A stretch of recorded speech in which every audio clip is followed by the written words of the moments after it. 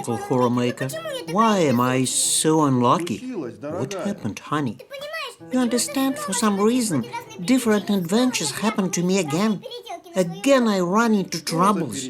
What kind of troubles? What else happened? What? So I'm walking down the street today. I look a pretty alley. There seems to be some kind of supermarket. I think I'll come in and buy something tasty. And there's a door, such a cool door. There are many locks on it, so cool. But for some reason the door is open. Whoops! I walk in and at the door. And as soon as I went in, the door slammed behind me right there. So it just slammed shut right away? Well, yes, this is what happened. Clap! And there, oh my, some huge lizard. I go there. I come here. Wow, the lizard slowly creeps up and wants to grab my leg. I wanted to go out the window, but there was no windows. I had already started to say goodbye to my life. I closed my eyes and I see, and there's exactly the same door, the second one, but open. I ran there, and as soon as I ran in, it would growl at me. A bear or what? You yourself are a bear. Although, of course, it really looks like a bear, such brown and shaggy, only some kind of spacesuit on his head. Have you ever seen a bear in a spacesuit? You mean a helmet? So maybe it was an astronaut? What an astronaut? Are astronauts covered with hair? Bear, I'm telling you. Well, I already understood everything. What? What did you understand? What? I understood that there are many such doors and that each one leads to some kind of monster. I go into the next door and there are some balls rolling and hitting each other. Orange and yellow? Uh-huh. How do you know? So it's iPods. Well, yes, like droplets with eyes. They're so pretty, lovely. I wanted to catch them and put them in my pocket. I tried, nothing works, and suddenly one of them rolled right at me and it tickled me. Oh my, so ticklish. I could not resist and ran through the door again. And there, so I think I'm a fool. I had to stay with these droplets. What is it?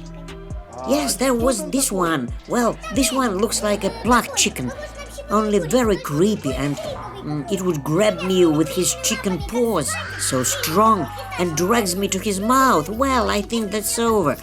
Now he will start to bite off a piece from me, and then I remember one technique of Aikido. I bang, once again, bang! He loosened his grip for a minute, and I ran through the next door.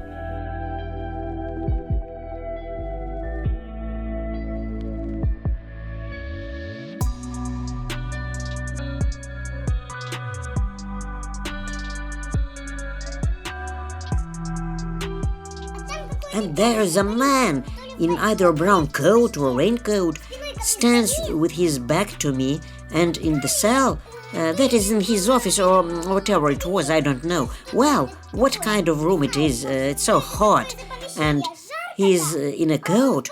Well, I think something wrong with his head, and he turns to me and says, "Come to me, girl, I will treat you." And what? Am I what?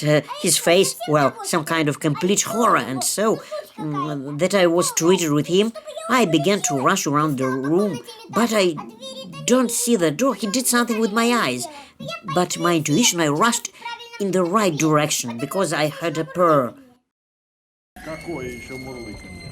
What purr? Was the cat purring? No, gibber. Well, of course a cat. Who else? I thought so at first, a cat. But it turned out, God forbid to see such a thing. I immediately regained my sight and began to back away from him.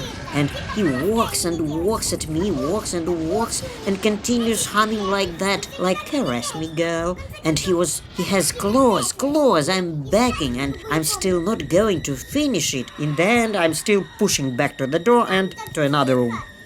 And there, it's so quiet, not a rustle, nothing, even a speck of dust doesn't move. And suddenly, oh, something is wrapped around my legs and I hear such a voice. "Well, come here, my baby." Is it me, baby? Now I will show you the baby, my dear. Bang, I nearly broke his terrible mouth. Well, you know, horror maker, I won't tolerate abuses. Well, yes, of course, I understand. I don't like being offended either. Nobody likes. That's it. That's exactly what I mean. Sideways, I hear sort of like some kind of a dog barking. Well, I think now the dog will protect me from all this evil. I'll give it a command. Well, what commands are there? Like sit, pour, down, fetch. Yes, right? And I just want to give him a command. Oops, mommy! Yes, this is not a dog, but some kind of a dog-like monster. And it began to step on me and breathe this doggy air right in my face, barely ducked.